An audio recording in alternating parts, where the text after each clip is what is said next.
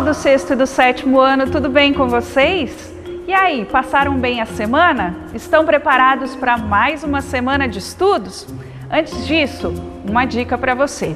Leve os seus estudos com responsabilidade. Tenha sempre um local específico e organizado. Saiba que tendo essa postura, você vai trazer importância para o seu estudo e é ele que vai modificar a sua vida e que trará muitas oportunidades ao longo dela. Primeiro, nós teremos a sala de leitura com a professora Catiúci. Em seguida, nós teremos História, onde será estudado sobre as transformações e permanências ao longo da história. E por fim, o professor Felipe vem com Geografia. Então, caderno na mão, caneta na mão. Vamos em busca aos nossos sonhos? É por meio dos estudos, hein? Até mais, pessoal!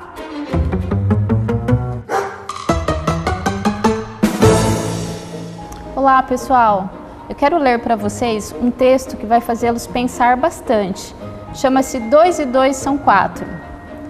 Como 2 e 2 são 4, sei que a vida vale a pena, embora o pão seja caro e a liberdade pequena. Como teus olhos são claros e tua pele morena, como é azul o oceano e a lagoa serena. Como um tempo de alegria, por trás do terror me acena, e a noite carrega o dia no seu colo de açucena. Sei que 2 e 2 são 4, sei que a vida vale a pena, mesmo que o pão seja caro e a liberdade pequena. Esse poema foi escrito por Ferreira Goulart. Ele nasceu em São Luís, no Maranhão, em 1930, com o nome de José Ribamar Ferreira.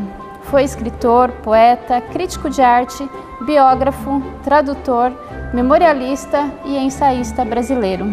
Procurem saber mais sobre ele.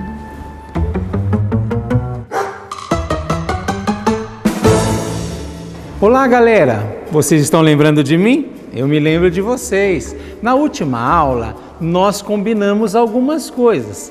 Nós deixamos um desafio para vocês. E o desafio de vocês era descobrir qual que era a 4ª atitude historiadora. Vocês se lembram que na aula passada nós lemos esse livro e ali nós vimos que o professor Gilberto Cotrim havia sugerido 3 atitudes historiadoras: preservar as memórias, interpretar as fontes e formar cidadania. Ora, nós propusemos na última aula um desafio para você. Pensar qual que seria a atitude historiadora em tempos de isolamento social.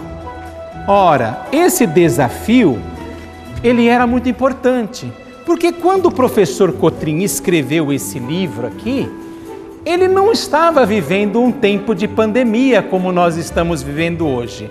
Então ele não sabia que nessa hora que nós estamos, nesse momento que nós estamos vivendo, há uma outra atitude historiadora muito importante a ser feita: o cuidado.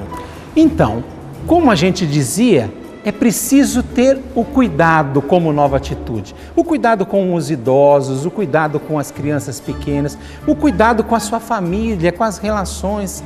Essa seria uma atitude historiadora fundamental nesses tempos que nós estamos vivendo. E a gente ficou se perguntando, eu e o meu assistente de memória virtual aqui, o @HG, se isso que está acontecendo aqui em Rio Preto também estava acontecendo em outros lugares. E aí nós vimos uma coisa muito interessante. Vocês se lembram que eu mostrei essa foto para vocês? Que foi tirada por um fotógrafo indígena chamado Genilson Guajajara? Pois é, esse fotógrafo que tirou essa foto, ele também escreveu um artigo muito interessante.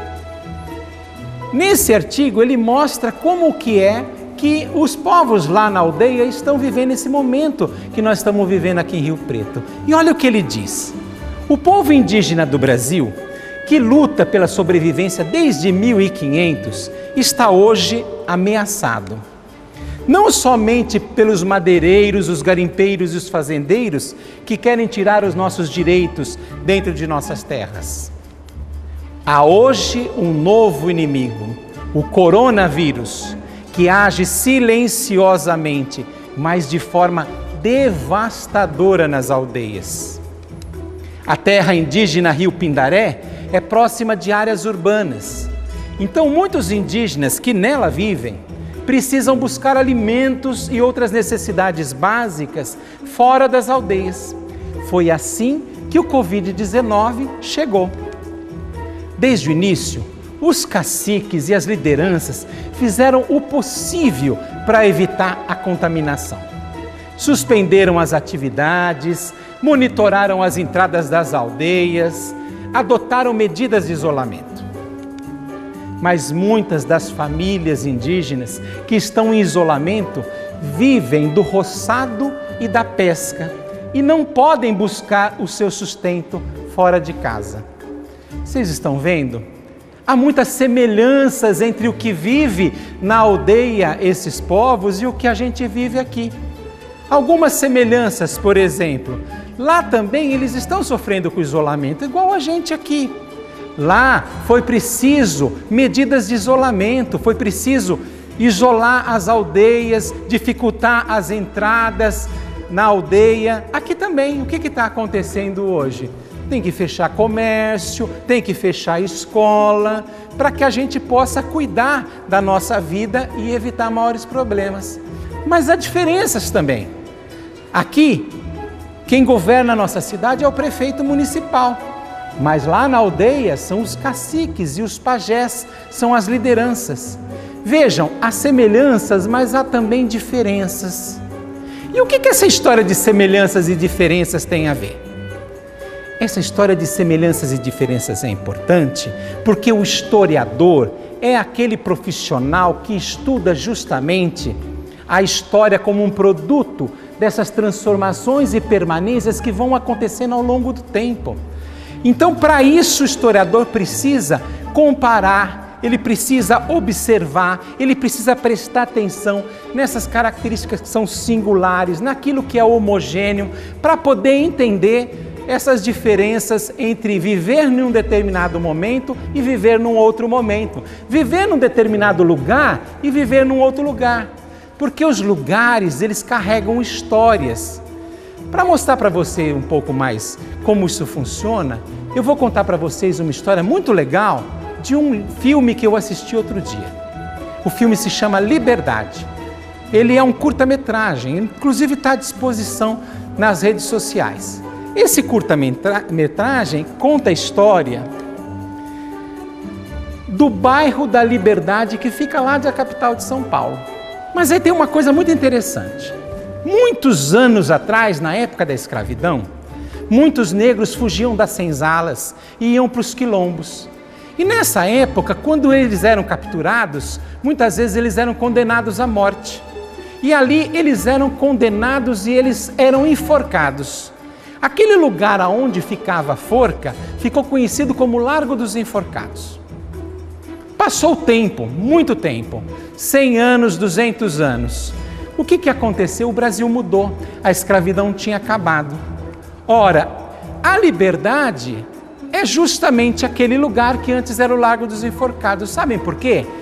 Porque lá pela metade do século XIX, o que é que estava acontecendo? Havia uma grande mudança acontecendo, porque em alguns lugares, como o Japão, estava faltando oportunidade, estava faltando emprego. E muitos japoneses vieram para o Brasil. E eles se instalaram justamente lá, onde antes era o Largo dos Enforcados. Mas ninguém ia querer morar no Largo dos Enforcados, não é verdade? Então eles mudaram o nome para Liberdade. Ora, ali na Liberdade, os japoneses se instalaram. Vieram com suas famílias, trouxeram as suas relíquias, trouxeram as suas malas, fizeram essa viagem. Esse período ficou conhecido como o período da imigração de massa. E assim como lá, aqui também, em São José do Rio Preto, vieram muitos imigrantes nessa época. Vieram os italianos, vieram os libaneses, vieram espanhóis, portugueses, inclusive para Rio Preto também vieram alguns japoneses. O que é importante a gente perceber é que, passado alguns anos, aquele lugar que antes tinha sido o Largo dos Enforcados virou a Liberdade dos japoneses. Ora, o tempo passou, continuou passando. No início do século XX, as coisas começaram a mudar. No final do século XX, nós já tínhamos uma situação totalmente diferente. O Japão era um país desenvolvido e a África, mais uma vez, tinha sofrido um novo processo de colonização. Aí o que aconteceu? Nós não vimos mais a imigração de japoneses vindo para a liberdade. E quem veio para a liberdade? Justamente os africanos, né? Que vieram da Guiné, que vieram do Togo, que vieram da região ali do Benin, que vieram de todos aqueles países que ficam na África, ali na costa da Guiné. E eles se instalaram ali naquela região com suas famílias e recomeçaram a sua vida. E assim a história, que não se repete, é importante que se diga, mas ela, como diz um amigo meu, o @HG aí, ela lhe dá uma voltinha. E aí o que começou a acontecer? Ora, esse lugar começou a ser palco de uma nova imigração de africanos que vieram para o Brasil. E assim, eles começaram a ter que conviver com aqueles que lá estavam. A mesma coisa aconteceu em São José do Rio Preto. Em São José do Rio Preto, com a imigração de massa, eu já dizia para vocês, vieram os italianos, vieram os portugueses, vieram os espanhóis, vieram libaneses. Esses que vieram para essa região de São José do Rio Preto começaram a mudar um pouco o cenário da região. E muitas das realidades que a gente tem aqui foram sendo construídas.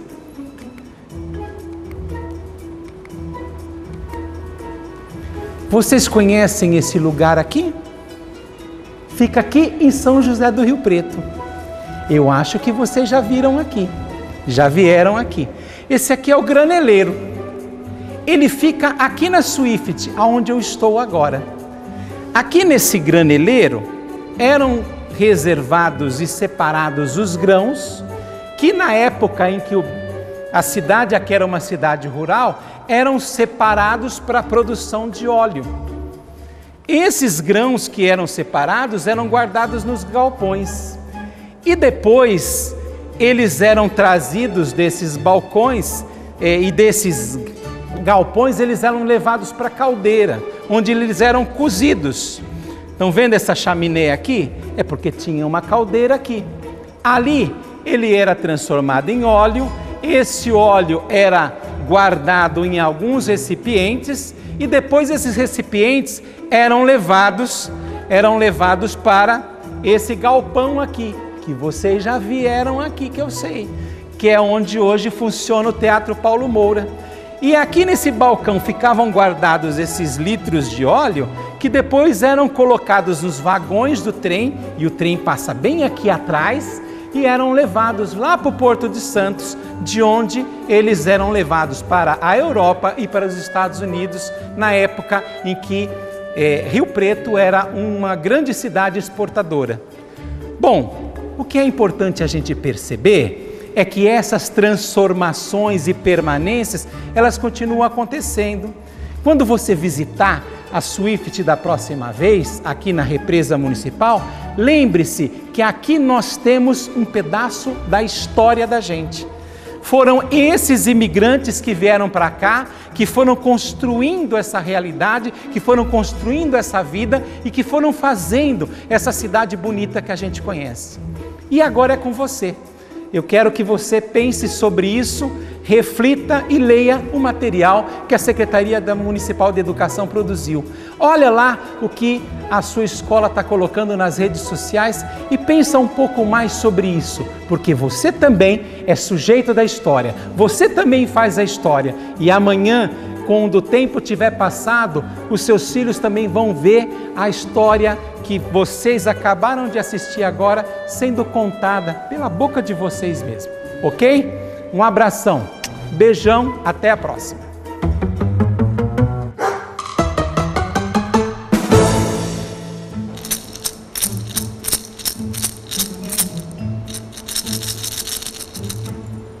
Silêncio é sabedoria milenar. Aprendemos com os mais velhos a ouvir mais que falar. No silêncio da minha flecha, resisti, não fui vencido. Fiz do silêncio a minha arma para lutar contra o inimigo. Silenciar é preciso para ouvir com o coração a voz da natureza, o choro do nosso chão. No canto da mãe d'água, que na dança com o vento, pede que a respeite, pois é fonte de sustento. É preciso silenciar para pensar numa solução de frear o homem branco, defendendo o nosso lar, que é fonte de vida e beleza para nós e para a nação. O poema que acabei de recitar chama-se Silêncio Guerreiro. Nele, o sujeito busca, através da resistência pacífica, transmitir os valores que foram passados pela sua cultura.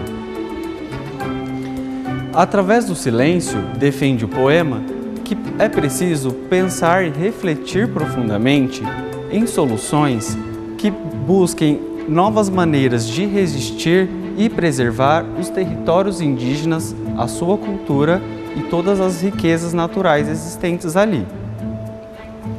Esse poema foi escrito por Márcia Huayna Cambeba, uma escritora e geógrafa brasileira pertencente à etnia indígena Omabua Cambeba.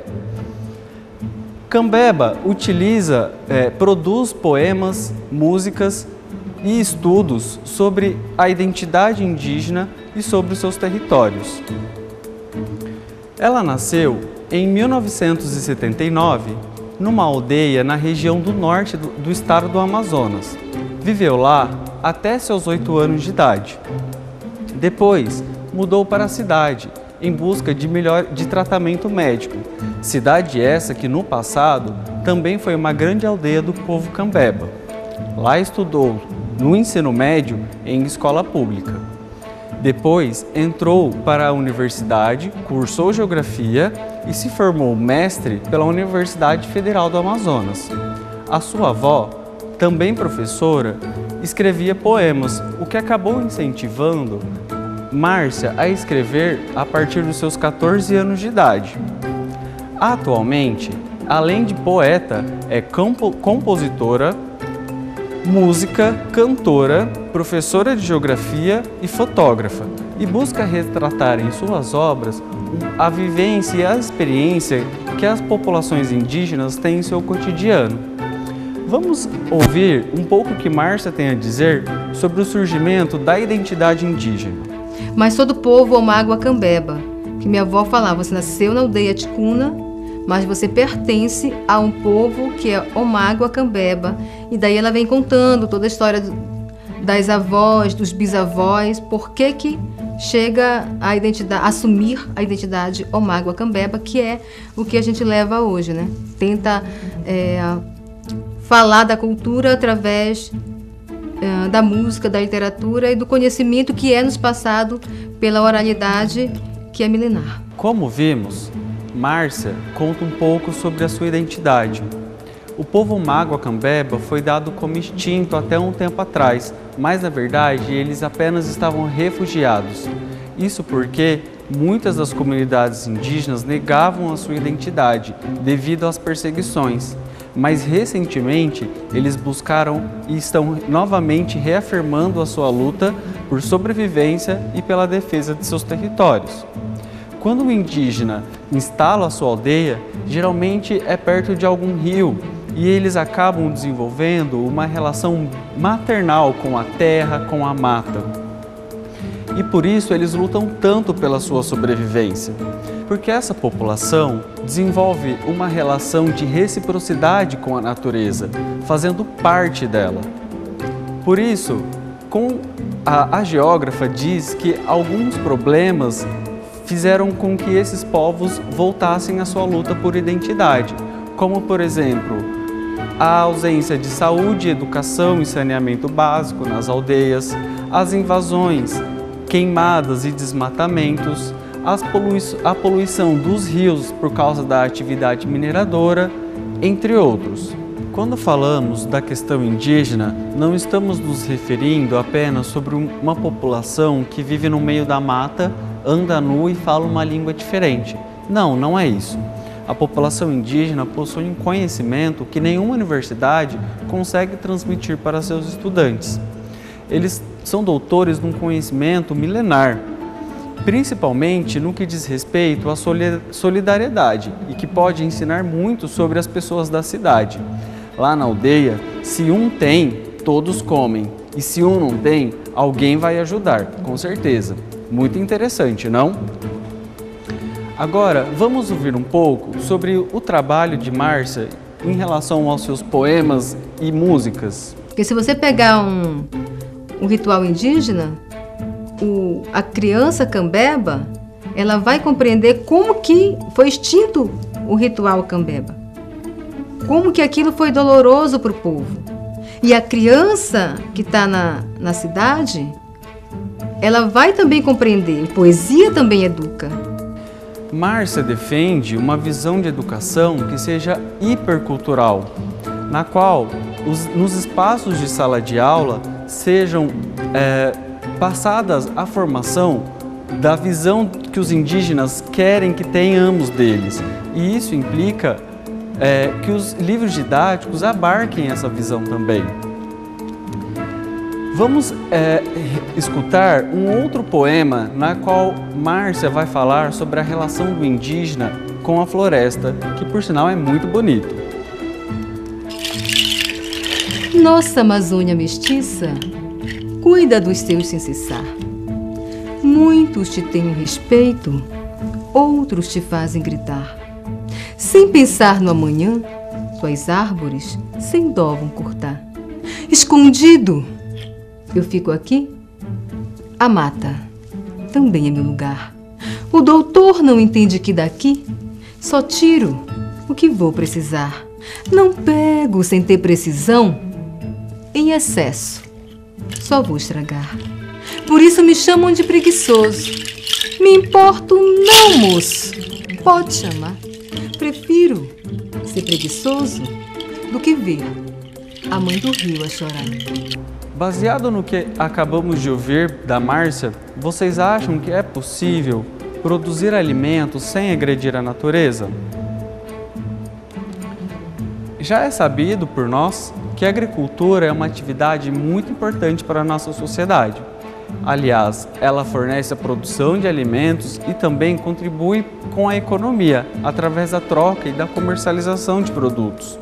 Entretanto, com a expansão da agropecuária, tem surgido vários debates, principalmente no que se refere à preservação do meio ambiente e o uso de recursos naturais. Por exemplo, a inovação das técnicas agrícolas aumentaram a produtividade. O uso de máquinas também reduziram custos, diminuíram perdas.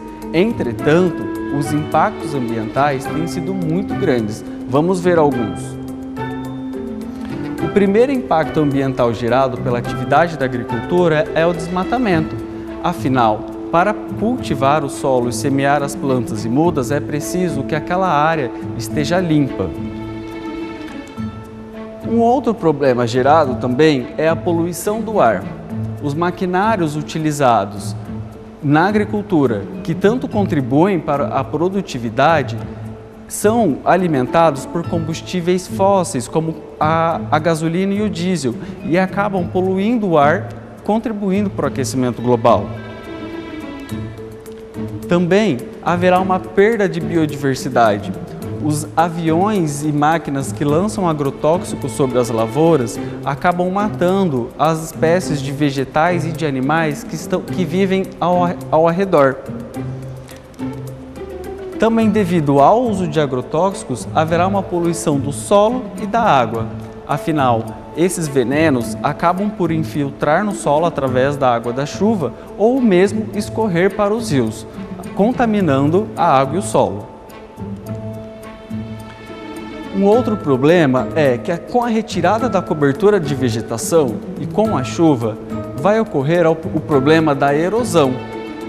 Os materiais da terra vão acabar se depositando nos fundos dos rios, o que a gente chama de assoreamento. Por fim, a agricultura utiliza 50% da água que é consumida pela humanidade, gerando problemas de abastecimento e de esgotamento dos mananciais de água.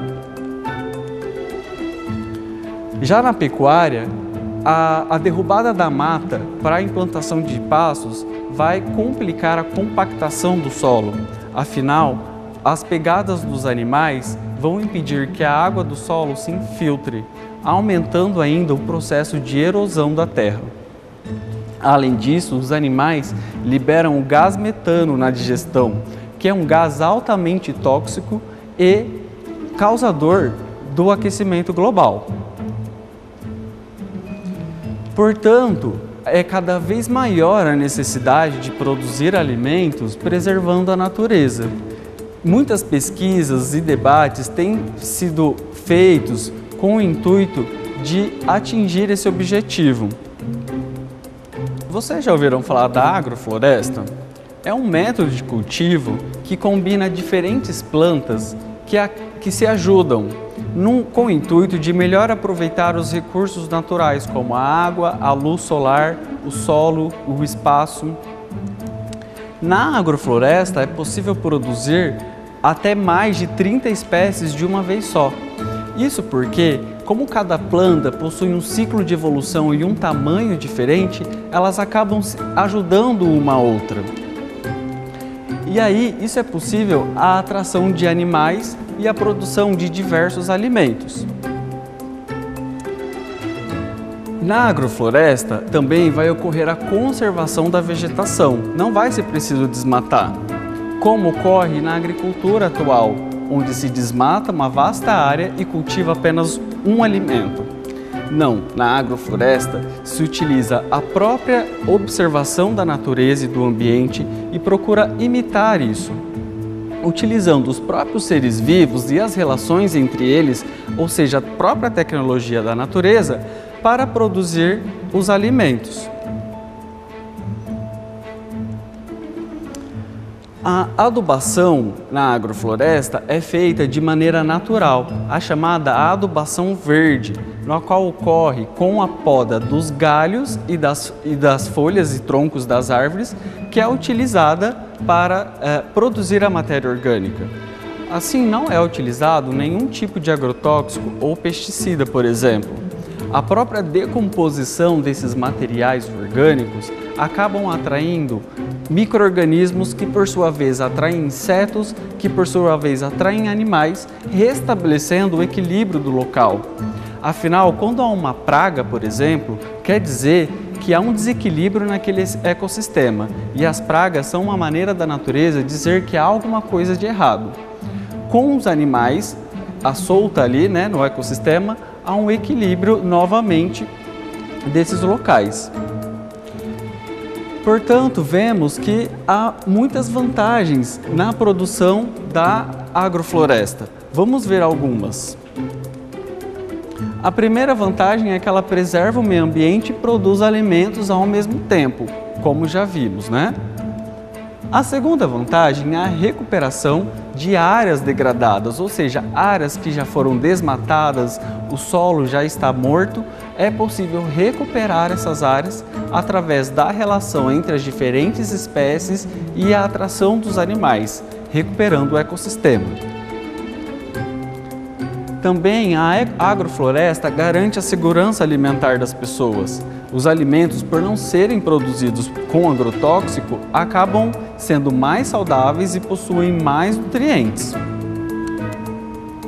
A quarta e a última vantagem da agrofloresta é que ela traz benefícios econômicos, seja para os agricultores, afinal vai aumentar a sua renda, ou também porque, como muitas espécies são cultivadas, vai diminuir a dependência de uma espécie só e vai ter produção o ano todo. É isso aí, pessoal. Espero que vocês tenham gostado dessas novas dicas. Vamos se atentar. Até a próxima. Tchau, tchau.